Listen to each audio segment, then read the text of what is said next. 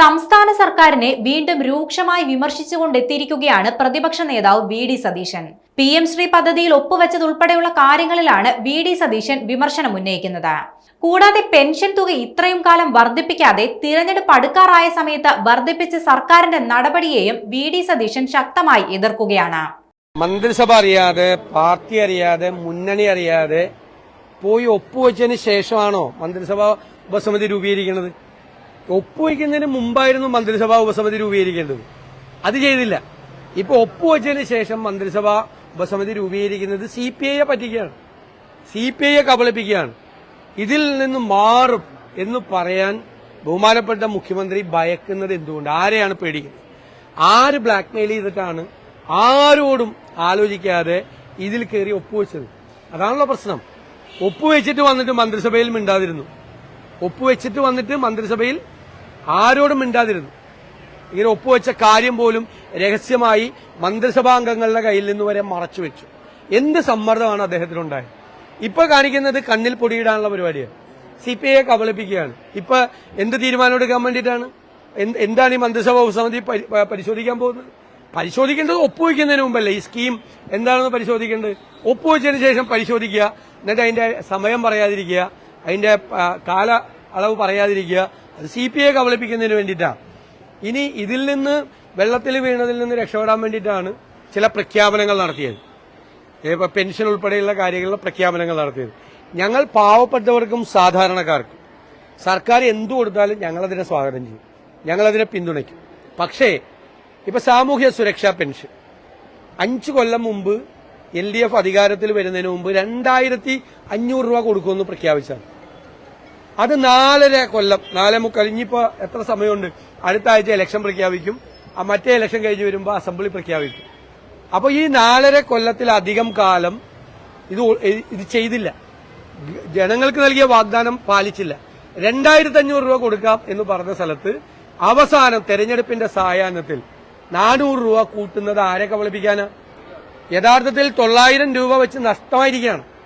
900 രൂപ വെച്ച് കഴിഞ്ഞ ഈ 4.5 കൊല്ലത്തെ പൈസ ഒരാൾക്ക് ഒരു 52,000 രൂപ കൊടുക്കേണ്ടതാണ് സർക്കാർ യഥാർത്ഥത്തിൽ. അപ്പൊ 2500 രൂപ ആക്കാം എന്ന് പറഞ്ഞ് വോട്ട് പിടിച്ച് ജയിച്ച അധികാരത്തിൽ വന്നിട്ട് 4.5 കൊല്ലം 1 രൂപ പോലും കൂട്ടാതെ തെരഞ്ഞെടുപ്പിന്റെ സായാഹ്നത്തിൽ അങ്ങനെ കേരളത്തിലെ ജനങ്ങളെ കബളിപ്പിക്കാൻ പറ്റില്ല.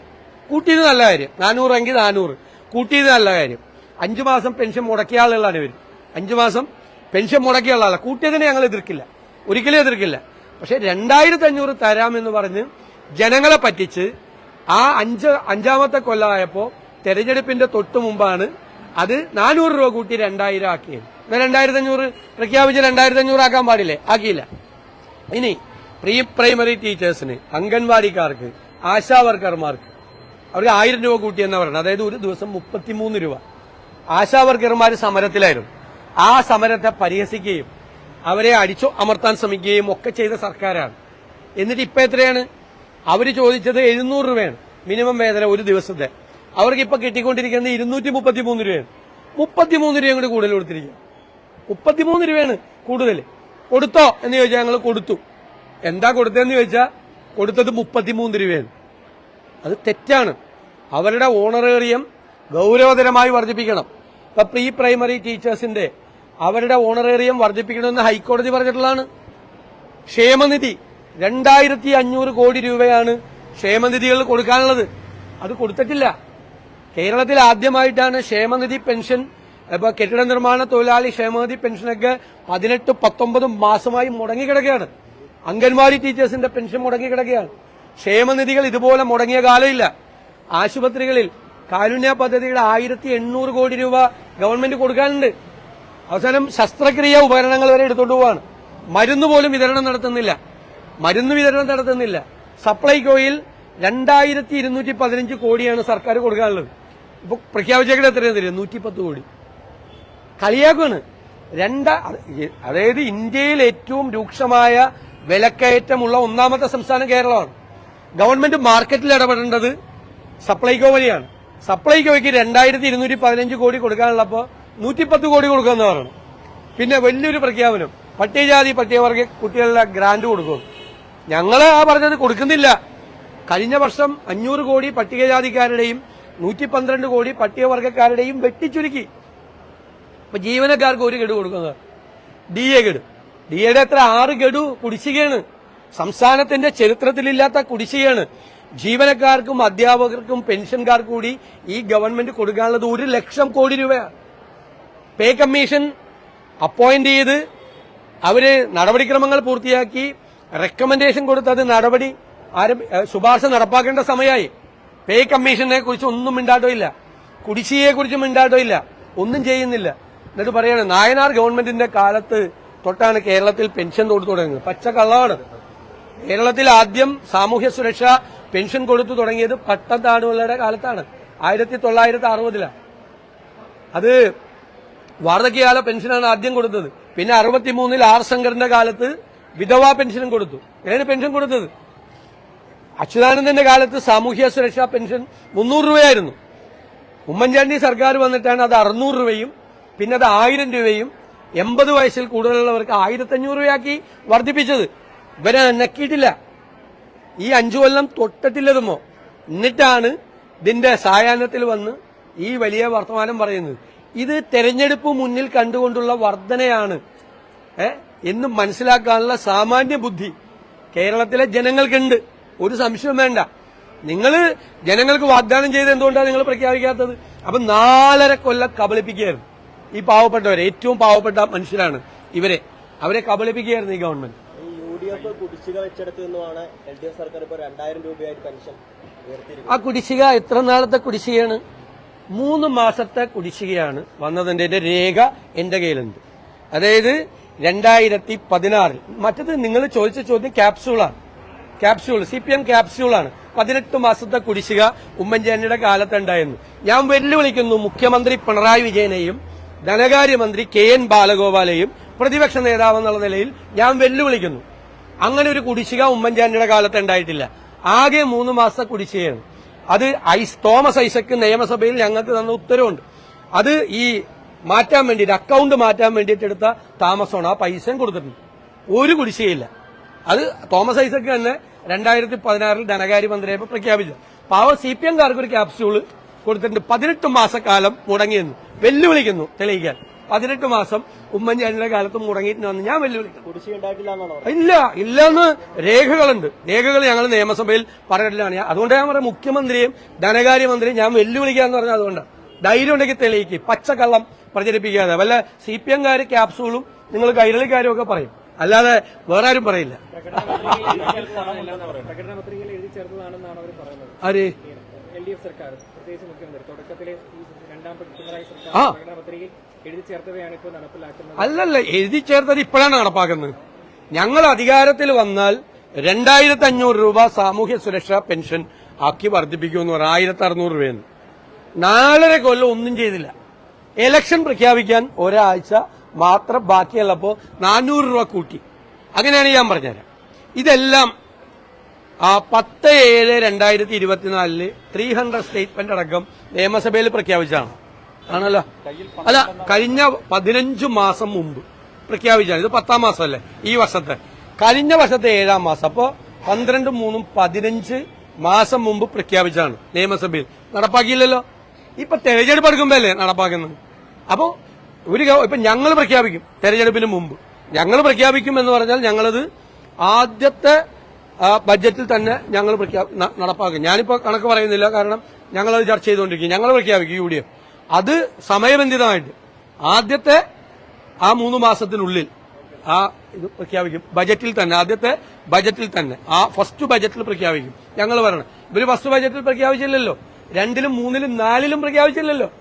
എന്നിട്ട് ഇപ്പോ ഇലക്ഷൻ പ്രഖ്യാപിക്കാൻ പോണതിന്റെ തലാഴ്ച അത് ആരെ പറ്റിക്കാനാണ്? എവിടുന്നാണ് ഫണ്ട് വന്നു തുടങ്ങിയിരിക്കുന്നത്? ഇപ്പോ എവിടുന്നാ ഫണ്ട് വന്നു തുടങ്ങിയിരിക്കുന്നത്? ഇപ്പോ ഭയങ്കരമായ സാമ്പത്തിക പ്രതിസന്ധി ആയതുകൊണ്ടാണ് PM ശ്രീയിൽ ഒപ്പുവെച്ചതെന്നാണല്ലോ വിദ്യാഭ്യാസ മന്ത്രി പറഞ്ഞത്.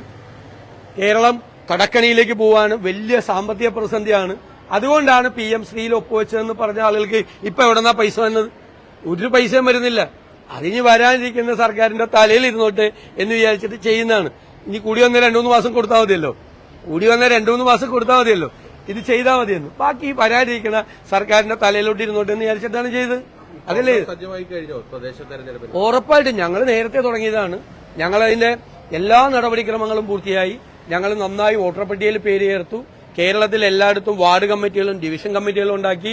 ഞങ്ങൾ എല്ലാ വീടുകളിലും ഭവന സന്ദർശനം നടത്തി. ഞങ്ങൾ എല്ലാ വാർഡുകളിലും കുടുംബസംഗമങ്ങൾ നടത്തി. ഞങ്ങളിപ്പോൾ എല്ലാ സ്ഥലത്തും പദയാത്രകൾ നടത്തിക്കൊണ്ടിരിക്കുകയാണ്. നല്ല തയ്യാറെടുപ്പാണ്. നല്ല വിജയം UDF-നുണ്ടാവും. മുഖ്യമന്ത്രി വേണ്ട ഹൈക്കമാൻഡ് നിർദ്ദേശം നൽകി അങ്ങനെ ആരും അല്ലല്ല, അങ്ങനെ കോൺഗ്രസ് അതിപ്പോ വന്ന വാർത്തയിലല്ലേ. കോൺഗ്രസ് നേരത്തെ തൊട്ട് തന്നെ മുഖ്യമന്ത്രി സ്ഥാനാർത്ഥിയെ തെരഞ്ഞെടുപ്പിന് മുമ്പ് പ്രഖ്യാപിക്കാറില്ല. അത് എല്ലാവർക്കും അറിയാലോ. ഇന്ത്യയിലെ എല്ലായിടത്തും അങ്ങനെ തന്നെയാണ്. കോൺഗ്രസ് ജയിക്കുന്ന സംസ്ഥാനങ്ങളിൽ പോലും ഇപ്പൊ കർണാടകയിൽ നമ്മൾ ജയിച്ചില്ലേ, തെലങ്കാനയിൽ ഞങ്ങൾ ജയിച്ചില്ലേ, അവിടെ മുഖ്യമന്ത്രി സ്ഥാനാർത്ഥിയെ പ്രഖ്യാപിച്ചില്ലല്ലോ. അവിടെ സിദ്ധരാമയ്യെ പോലുള്ള സീനിയർ ആയിട്ടുള്ള ഒരാളുണ്ടായിട്ട് പോലും അദ്ദേഹത്തെ പോലും പ്രഖ്യാപിച്ചില്ലത് കോൺഗ്രസിന്റെ ദേശീയ നേതൃത്വം വർഷങ്ങളായി എടുത്തിരിക്കുന്ന രീതിയാണ്. അപ്പൊ അത് പുതിയ വാർത്തയല്ല, അത് പണ്ട് എല്ലാവർക്കും അറിയാവുന്നതാണ്. ഇവിടെ ഞങ്ങൾ എല്ലാവരും കൂടി ഒരുമിച്ച് നിന്നുകൊണ്ട് വൻ ഭൂരിപക്ഷത്തിൽ 100-ലധികം സീറ്റുമായി 2026 UDF തിരിച്ചു വരും. അതിന് നേതൃത്വം കൊടുക്കുന്നത് കോൺഗ്രസ് ആണ്. കോൺഗ്രസിലെ എല്ലാ നേതാക്കളും ഉത്തരവാദിത്ത ബോധത്തോടുകൂടി ഒരുമിച്ച് നിന്നുകൊണ്ട് ഒരു ടീം വർക്കാണ്. അത് ഒരു നറേറ്റീവ് ഉണ്ടാക്കി. ഇപ്പൊ CPM നറേറ്റീവാണ്, കോൺഗ്രസിൽ കുഴപ്പമോ കോൺഗ്രസ് അത് പറഞ്ഞ അവസാനം LDF-ൽ കുഴപ്പമില്ലേ, LDF-ൽ കുഴപ്പമില്ലേ. അതൊക്കെ സംഘടനാപരമായ കാര്യങ്ങളാണ്. നിങ്ങളുമായിട്ട് ചർച്ച ചെയ്യേണ്ട, മാധ്യമങ്ങളായിട്ട് ചർച്ച ചെയ്യേണ്ട കാര്യങ്ങളല്ല. കേൾക്ക്, അത് DCC എപ്പോഴാണ്, KPCC എപ്പോഴാണെന്നും മാധ്യമങ്ങളായിട്ട് ചർച്ച ചെയ്യേണ്ട കാര്യമില്ല. CPM നിങ്ങളായിട്ട് ചർച്ച ചെയ്തിട്ടാണ് തീരുമാനിക്കുന്നത് ആണോ? CPM-ന്റെ സംസ്ഥാന കമ്മിറ്റിയെ വയ്ക്കുന്നത്, സെക്രട്ടേറിയറ്റ് മെമ്പർ വയ്ക്കുന്നത്, ജില്ലാ സെക്രട്ടറിയെ വയ്ക്കുന്നത്, രാവിലെ എല്ലാവരെയും കൂടി മാധ്യമപ്രവർത്തകരെ എല്ലാം കൂടി വിളിച്ചു കൂട്ടിയിട്ട് വരുത്തിയിട്ടാണോ? അതൊക്കെ ഞങ്ങളുടെ സംഘടനാപരമായ കാര്യങ്ങളാണ്. അത് അല്ല വേറെ ആവശ്യമില്ലാത്ത കാര്യങ്ങൾ സംസാരിക്കില്ല. അതൊന്നും മാധ്യമപ്രവർത്തകരോട് ഞാൻ സ്നേഹത്തിലാ പറഞ്ഞത്. അന്നും സംസാരിക്കേണ്ട കാര്യം നിങ്ങൾക്കറിയാലോ. ഇപ്പൊ നിങ്ങളുടെ കൈരളിയിലെ എക്സിക്യൂട്ടീവിനെ വെക്കണ കാര്യം KPC എക്സിക്യൂട്ടീവ് തീരുമാനിച്ചാൽ മതിയാ? അല്ല, ഞാൻ ചോദിച്ചത് കൈരളിയിൽ ഒരു എക്സിക്യൂട്ടീവിനെ വെക്കണം, ഒരു അപ്പോയിന്റ്മെന്റ് കേൾക്ക്. ഞാൻ പറഞ്ഞേക്ക് കുറച്ച് റിപ്പോർട്ടർമാരെ വെക്കുന്നു. അന്ന് നാളെ മുതൽ കൈരളിയിലെ റിപ്പോർട്ടർമാരെ KPC എക്സിക്യൂട്ടീവ് കൂടിയിട്ട് തീരുമാനിക്കുക. അത് പറ്റുമോ? അത് കൈരളിയുടെ മാനേജ്മെന്റ് ആണ് ചെയ്യുന്നത്. ഇവിടെ ഒരു മാനേജ്മെന്റ് ഉണ്ട്. കൈരളിക്കാർ തീരുമാനിക്കേണ്ട, തിരുവനന്തപുരം DCC പ്രസിഡന്റ് ഞങ്ങൾ തീരുമാനിച്ചോളാം. ശരി.